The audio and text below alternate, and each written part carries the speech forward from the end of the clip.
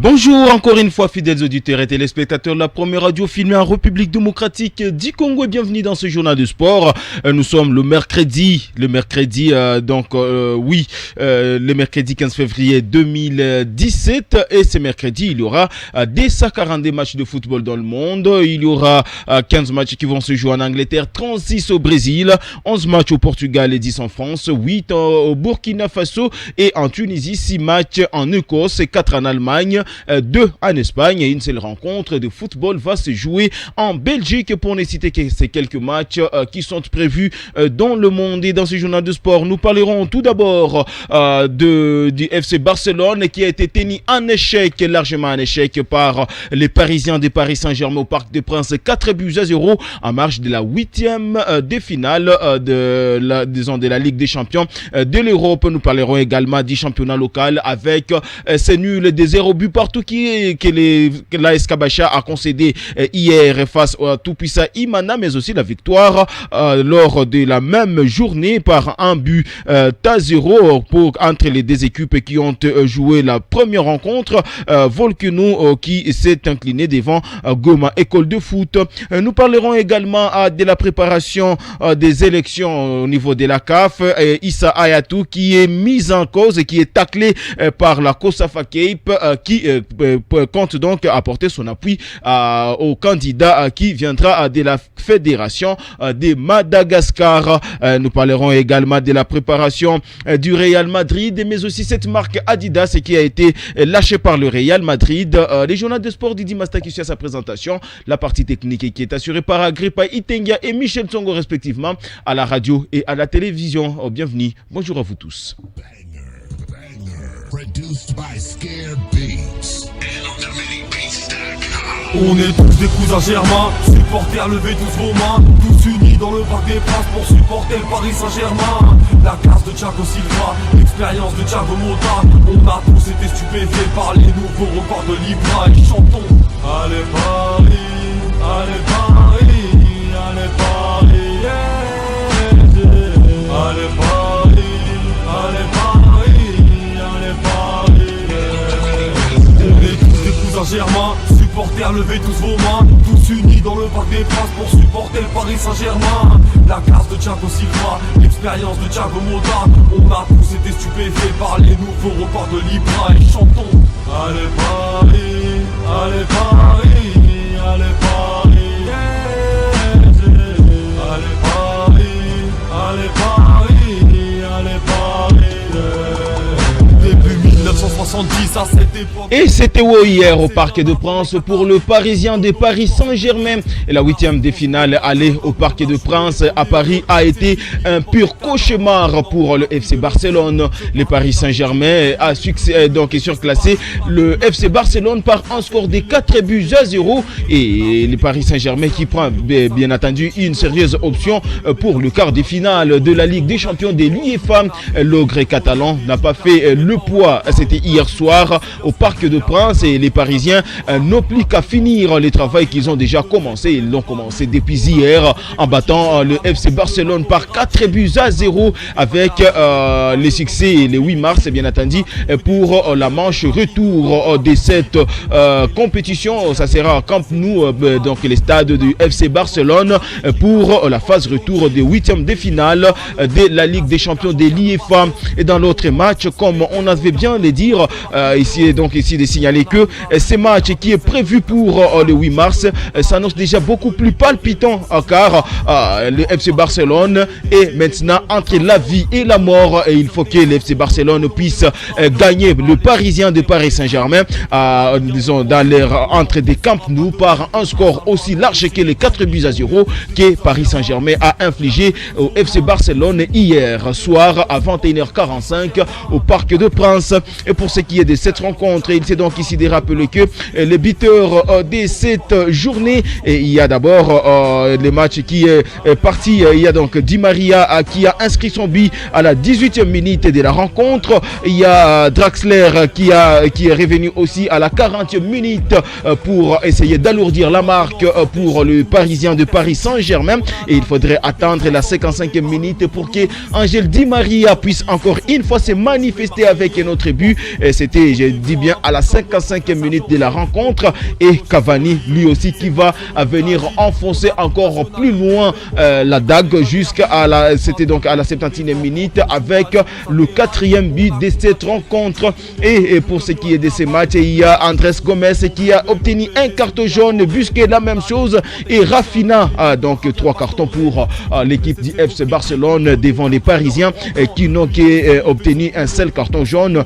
Pour ce qui est des Rabiot, c'était à la 3e minute de la rencontre. Les Parisiens sont maintenant à une très bonne position pour ce qui est de ces 8e de finale de la Ligue des Champions, et cela prouve à suffisance déjà la chance des Parisiens d'aller tout droit vers les quarts de finale de la Ligue des Champions de l'IFA. Paris Saint-Germain, la classe de Thiago Silva, l'expérience de Thiago Motta. On a tous été stupéfaits par les nouveaux records de Libra et chantons. Allez Paris, allez Paris, allez Paris, yeah, yeah.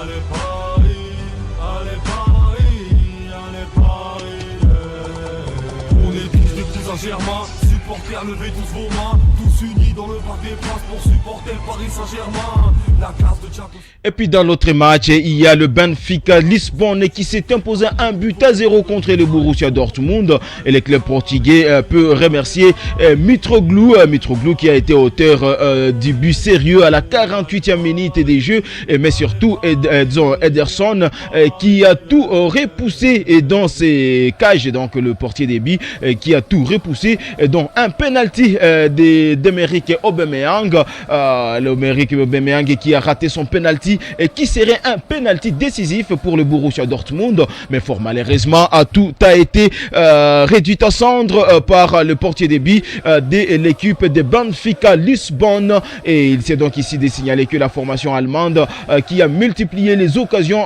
peut rentrer en Allemagne avec des regrets. Les matchs qui est prévu le 8 mars, et va donc donner la réalité pour ce qui est de ces deux équipes. Et donc les Allemands sont tenus à remporter cette rencontre du 8 mars par un score allant jusqu'au début pour espérer bien entendu une qualification au quart des finales de cette Ligue des Champions. Et pour le moment fort de cette rencontre, il y a donc Mitroglou qui a fait son but, c'était à la 48e minute, et il y a donc Paul-Emerick Aubameyang qui a raté son penalty, c'était à la 58e minute de la rencontre, et quelques cartons jaunes ont été enregistrés du côté des Borussia Dortmund. Et là il s'agit c'était donc à la 74e minute, on a donc noté 3 cartons pour cette équipe à la 74e minute, à la 84e minute, mais aussi à la 90e minute, à quelques secondes seulement de la fin de la rencontre, pendant que les gagnants du jour n'ont enregistré qu'un seul carton jaune, c'était à la 63e minute de la rencontre. Et les deux équipes sont maintenant en train de se préparer pour la plus grande rencontre qui est considérée comme une finale pour ce qui est de ces deux équipes, donc Benfica et le Borussia Dortmund, et ça sera pour les rendez-vous du 8 mars 2017.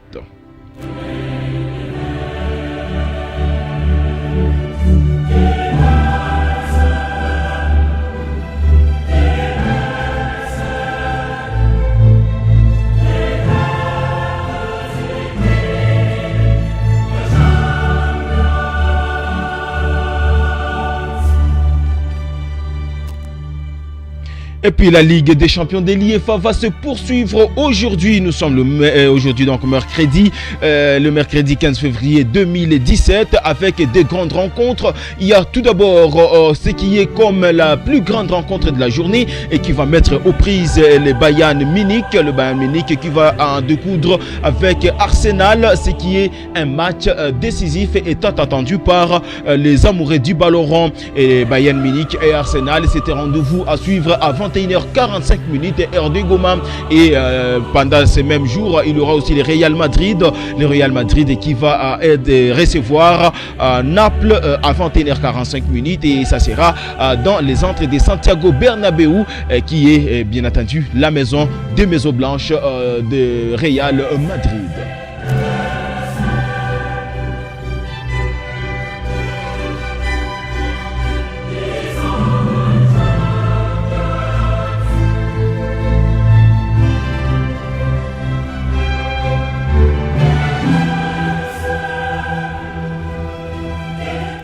Et puis comme les Real Madrid vont jouer aujourd'hui, il y a un joueur qui n'est pas sur la liste de ceux qui vont affronter Naples. Il s'agit de Gareth Bale. Et Gareth Bale qui voulait effectuer son retour mercredi, donc aujourd'hui contre Naples, pour le compte des huitièmes de finale aller de la Ligue des champions de l'IEFA.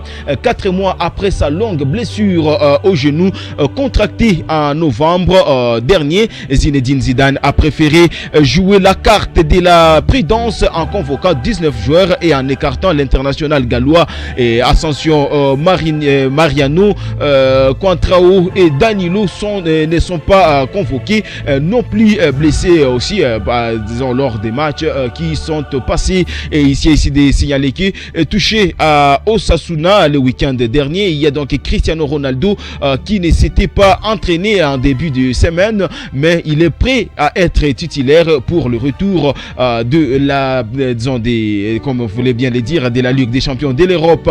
Et c'est la première semaine qu'il s'entraîne avec l'équipe et il va bien, il récupère et c'est le plus important, à confier les techniciens français en conférence de presse.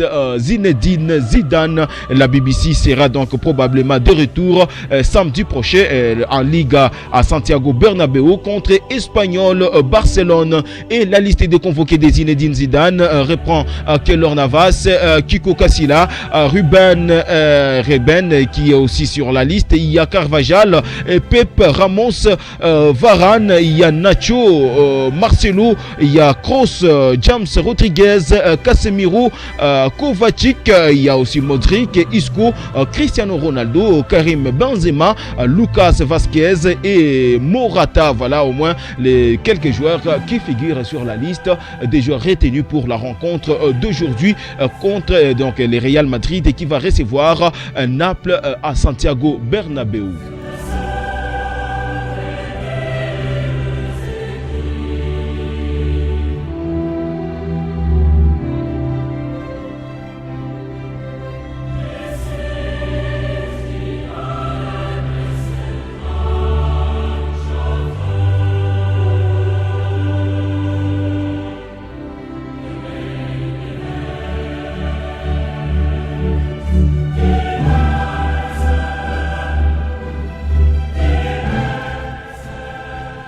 Et puis le Rwanda a maintenant 8 candidats, donc candidats à une huitième, je dirais bien un 8e mandat lors des élections prochaines, comme on voulait bien les dire. Ils étaient 52 et ils ne sont plus que 8 après avoir reçu de nombreuses candidatures pour le poste des sélectionneurs. La fédération du Rwanda, Ferwafa, s'est réunie, c'était hier mardi, et a sélectionné les noms des 8 finalistes, et les Allemands Antoine Hey et Winfried Schaffer, le Belge Paul Putt et Georges Lakens qui bien entendu qui vient juste d'écuter les bancs de l'Algérie, et les Portugais Rui Aguas, l'Anglais Peter James, Bittler, le Suisse Raoul Savoy et les Nigériens Samson Siasia sont les élus.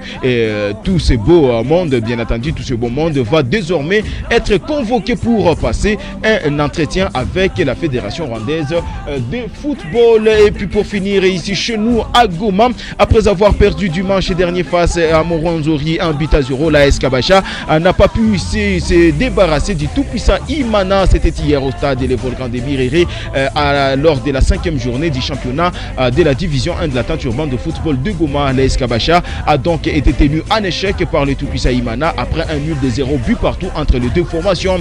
Et lors de la première rencontre, Goma École de foot s'est rattrapé en dominant Volcano par un score étriqué d'1-0. Et c'est mercredi à 13h, l'AS Bouandira croise l'AS Kivu United.